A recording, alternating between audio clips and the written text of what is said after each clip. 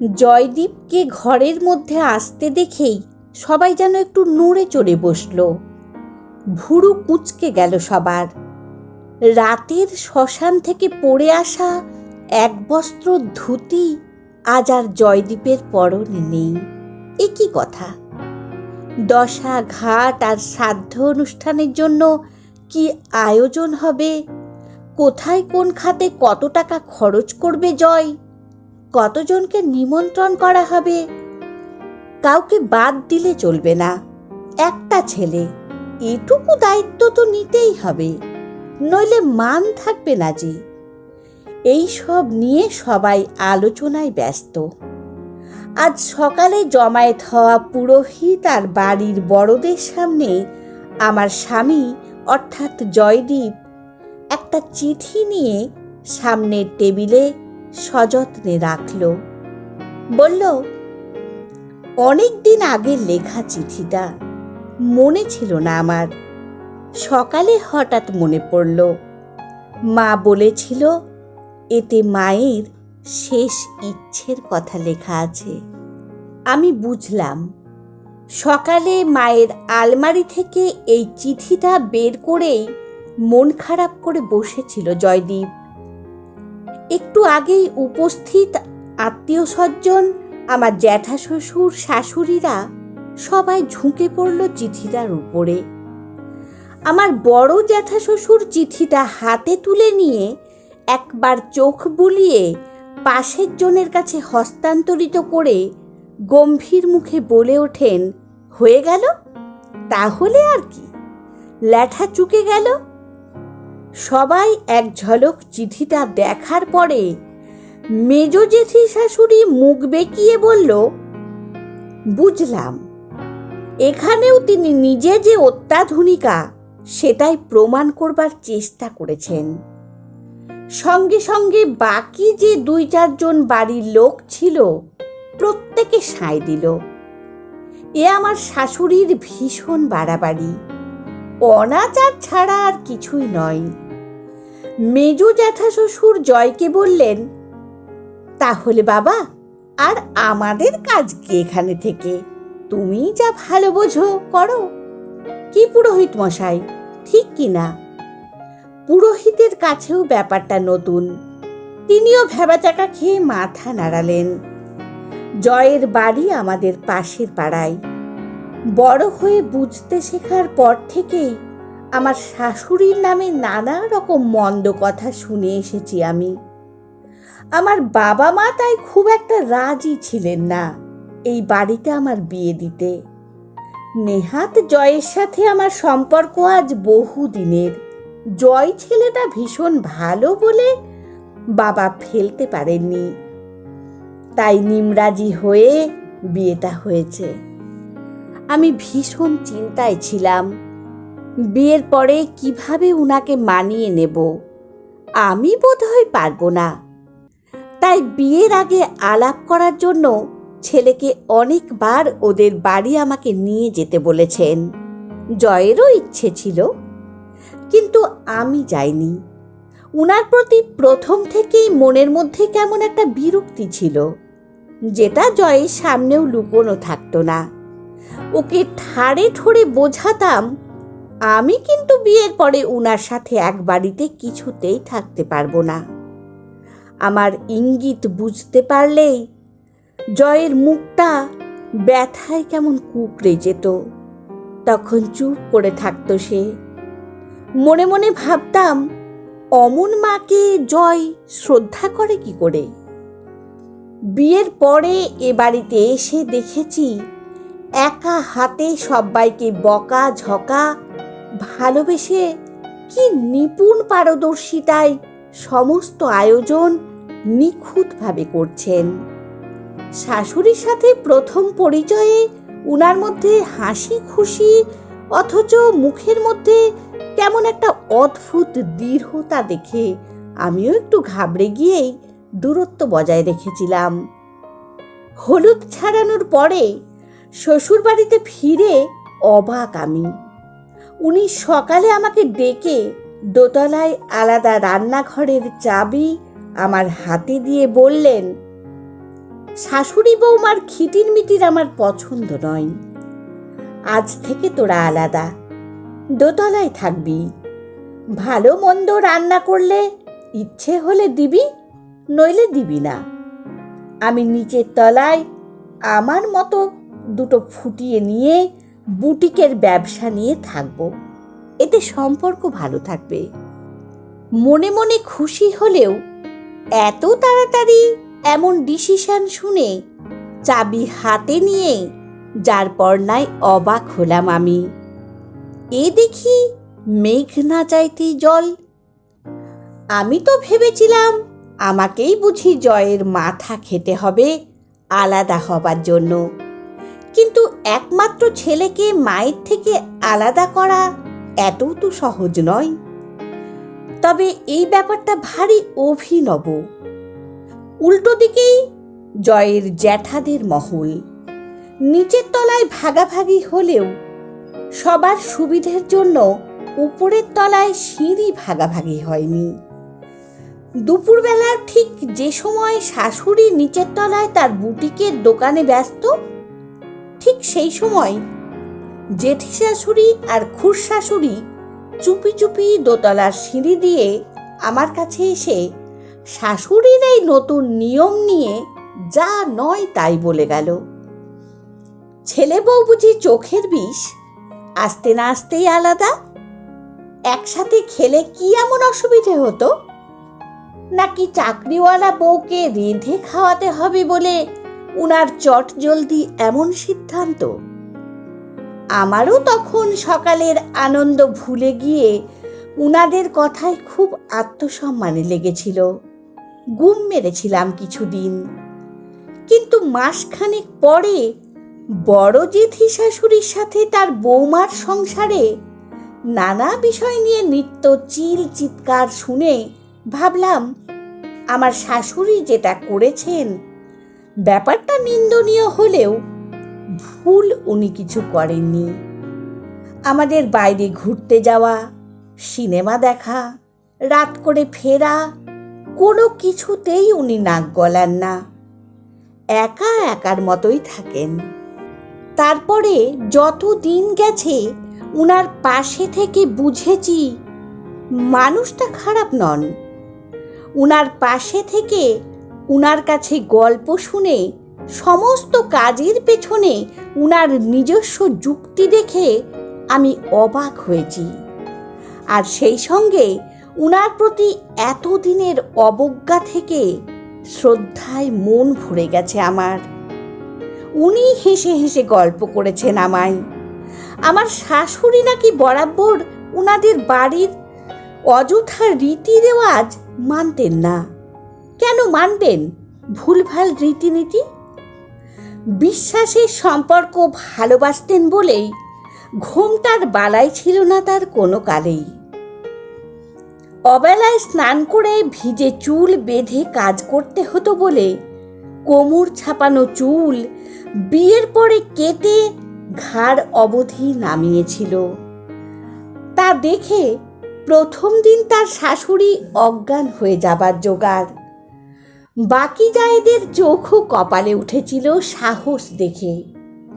উনি যদিও কাউকে কোনো কৈফিয়ত দেননি, গট গট করে দোতলায় উঠে গিয়েছিলেন, কিন্তু উনার স্বামী কৈফিয়ত দেবার স্বরে বলেছিল, ঠান্ডা লাগার ধাত, ভিজে চুল বেঁধে রেখে কাজ করতে হয়, শুকোতে চায় না বলেই।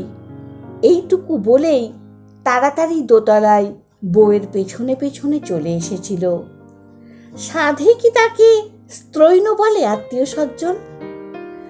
আমি মনে মনে ভাবি আমার জয় ঠিক অমনটাই হোক।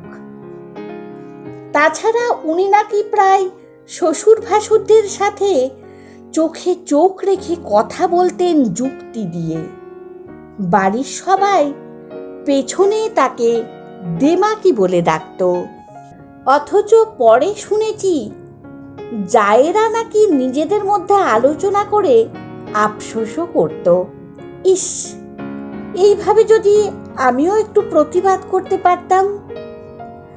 আসলে প্রতিবাদ করে সমালোচনার পাত্রী সবাই হতে চায় না যে। সব সহ্য করে আমি ভালো, এই তকমার লোভ আমাদের সমাজের নারীদের মধ্যে মজ্জায় মজ্জায় মিশে গেছে দীর্ঘকাল ধরে।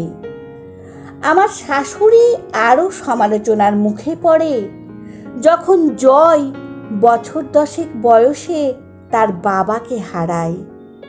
হঠাৎ স্বামী মারা যাবার পরে উনাকে প্রথম দিকে একটু বিধ্বস্ত লাগলেও একদিনের জন্যও কারোর সামনে উনাকে স্বামী শোকে কাঁদতে দেখেনি কেউ। আসলে শোক সবাইকে দেখাতে পারতেন না আমার শাশুড়ি মা, ফলে বাড়ি এসে 2-3 দিন পাশে থেকে আহা উহু করার সুযোগও কেউ পায়নি কখনো। এটা আত্মীয় স্বজনের পক্ষে মেনে নেওয়াটা সত্যি কঠিন।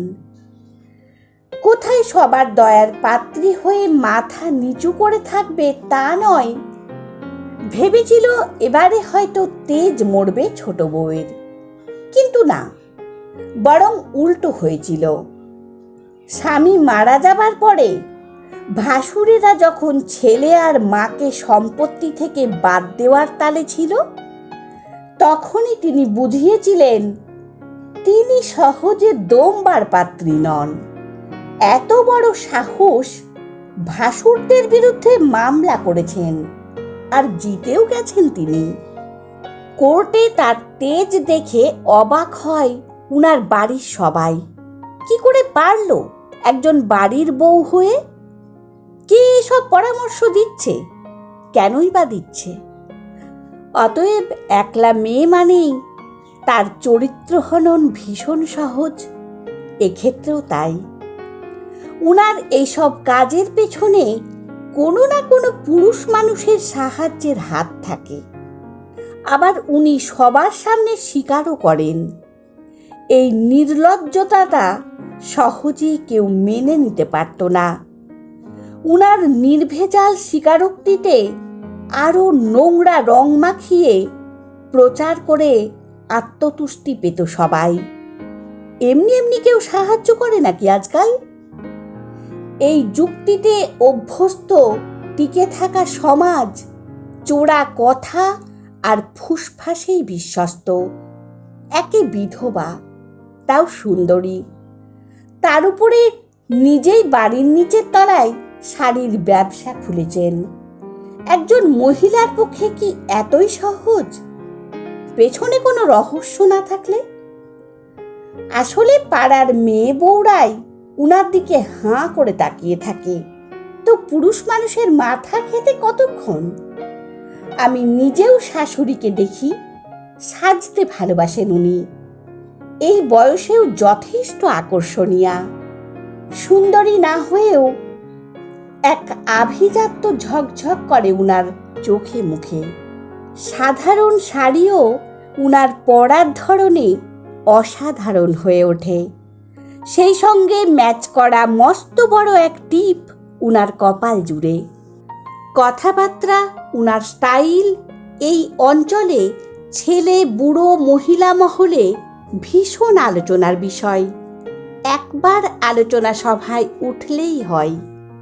ওই যে বসেদের বাড়ির বেধবা ছোট বউটা, গতকাল সন্ধ্যা 8টার সময় একটা বড় গাড়ি এলো বাড়ির সামনে, পাক্কা 1 ঘন্টা ছিল।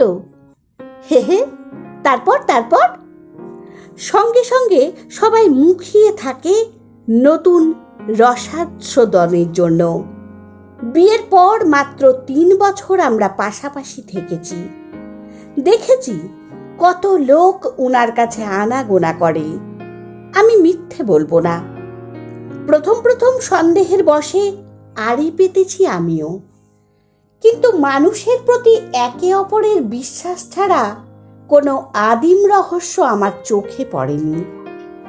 আমার চোখকে ফাঁকি দেওয়া তো অত সহজ নয়। বিয়ের মাসখানেক পরে সেদিন ভীষণ ঝড় বৃষ্টির রাতে অফিস থেকে বেরিয়ে কোনো বাস অটো পাইনি।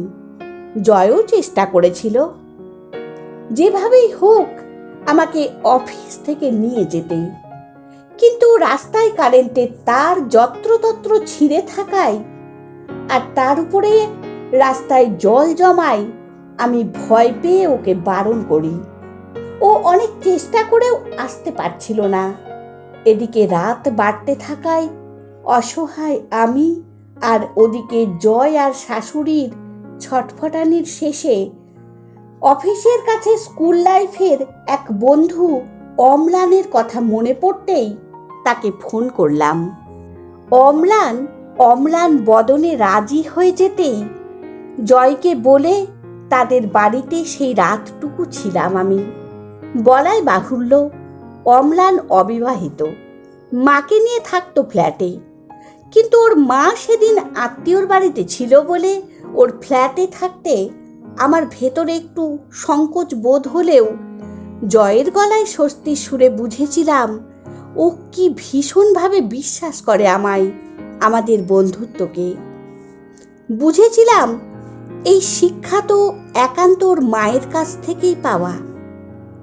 ভোরবেলাতে কোনো রকমে বাড়ি ফিরি আমি। বাড়িতে আমার শাশুড়ি আর জয় ছাড়া সবার মুখে রহস্যের হাসি ছিল, কারণ ততক্ষণে ওরা জেনে গেছে বাড়ির বউ রাত্রে বাইরে কাটিয়ে এসেছে। ওরা আমাকে সরাসরি কিছু বলতে পারেনি ঠিকই, কিন্তু ঠাড়ে ঠোড়ে বুঝিয়ে দিচ্ছিল বেশ। বড় জ্যাঠা শ্বশুরের নাতি টুকাইয়ের জন্মদিনে মেজ জেঠি শাশুড়ি আর থাকতে পারল না। পাশের জনকে বলছিল, যেমন শাশুড়ি তেমন বৌমা, এদের বরগুলো কেমন ভেড়া হয় দেখো। বউ বাইরে রাত কাটিয়ে এসেও বিন্দাস সংসার করে, কি সুন্দর। আমি লজ্জায় সংকোচে চুপ করে গেলেও আমার শাশুড়ির কানে যে কথাটা গেছে সেটা বুঝতে পারিনি প্রথমে। উনি দেখি আমার পাশ থেকে উঠে মেজ জেঠি শাশুড়ির কাছে গিয়ে হেসে কিন্তু বেশ জোরেই বললেন, রাত কাটালেই চরিত্র খারাপ হয় আর দিন কাটালে হয় না বুঝি? সব চরিত্র নষ্টর কাজ রাতে হয়, কে বলেছে তোমাকে মেজদি? নিজের মেয়ের দিকে খেয়াল দাও। শুনেছি বাইকে করে দিনের বেলাতেই অনেক ছেলেদের সাথে ঘোরাঘুরি করে। সমস্ত হলঘর প্রিন্ট অফ সাইলেন্ট হয়ে গিয়েছিল। সেদিন ভীষণভাবে বুঝেছিলাম জয় কেন এত উন্মুক্ত মনের। সেই থেকে আমার শাশুড়ির সাথে আমার হৃদয়ের সখ্যতা শুরু। উনার সাথে থেকে বুঝেছি সমাজের কোনো কাজে কোনো মহিলা যদি এগিয়ে থাকে তাহলে সে বুঝি সবার কাছে খারাপ হয়ে যায়। তখন ভেবেছি একলা একজন মেয়ে বিভিন্ন কাজে কোনো পুরুষের সাহায্য নিতেই পারে, তার সাথে একটা আন্তরিক সম্পর্ক হতেই পারে। কিন্তু আমাদের সমাজ চিরকাল সমস্ত সম্পর্ককে তুচ্ছ করে শুধুমাত্র পুরুষ নারীর আদিম সম্পর্কের মধ্যেই আটকে থেকে তাদেরকে দূর থেকে দেখে চুলচেরা বিচার করতে বসে। বুড়ো আঙুল দেখিয়ে বরাবর সমালোচনার শীর্ষে থাকা শাশুড়িকে কাছ থেকে দেখে আমার না ভালোবেসে উপায় ছিল না কিছুতেই। যত দিন গেছে জয় আমার আর শাশুড়ির সম্পর্কের পরিবর্তনে স্বস্তির নিঃশ্বাস ফেলেছে। কিন্তু এই সুখ আমার বেশি দিন সইল না। গতকাল ভোরে আমাকে আর জয়কে একেবারে নিঃসঙ্গ করে হঠাৎ ঘুমের মধ্যে চলে গেলেন তিনি। আজ সকালে আবারও তার মৃত্যুর পরে তিনি সমালোচনার শীর্ষেই রইলেন। উনারা রেগে বেরিয়ে যাবার পরে পুরোহিতদের সাথে আলোচনা করে তিনি চলে যাবার পরে মায়ের ছবির দিকে তাকিয়ে জয় চুপচাপ বসেছিল সজল চোখে। আমি ধীরে ধীরে এগিয়ে গিয়ে টেবিলে রাখা চিঠিটা হাতে নিলাম। কি এমন লেখা আছে এতে? চিঠিতে স্পষ্ট লেখা ছিল উনার শেষ ইচ্ছেটুকু, মৃত্যুর পরে যেন ঘাট শ্রাদ্ধ শান্তিতে লোক খাওয়ানো না হয়। তাছাড়া ছেলের ন্যাড়া হওয়া, চুল না আঁচড়ানো, তেল না মেখে থাকা, মালসার সেদ্ধ ভাত খেয়ে এক বস্ত্র পরে এই সব লোক দেখানো দুঃখের আয়োজন যেন না করা হয়। শুধু যতটুকু সম্ভব কম খরচে পুজো, শ্রাদ্ধ, শান্তি যেটুকু আয়োজন সেটুকুই করা হয় যেন। ওনার মতে লোক দেখানো আচার ব্যবস্থার থেকে ছেলের 2 ফোঁটা চোখের জলের তর্পণে উনি অনেক বেশি শান্তি পাবেন মৃত্যুর পরে। চিঠিটা পড়ে জয়ের পাশে বসে ওকে জড়িয়ে ধরে সান্ত্বনা দিতে গিয়ে হু হু করে কেঁদে ফেললাম আমিও। বন্ধুরা, গল্পটি যদি ভালো লেগে থাকে তাহলে প্লিজ লাইক, কমেন্ট ও শেয়ার করে দেবেন। আর চ্যানেলে নতুন বন্ধু হলে অবশ্যই সাবস্ক্রাইব করে সঙ্গে থাকবেন আশা রাখি। ধন্যবাদ। ভালো থাকবেন, সুস্থ থাকবেন।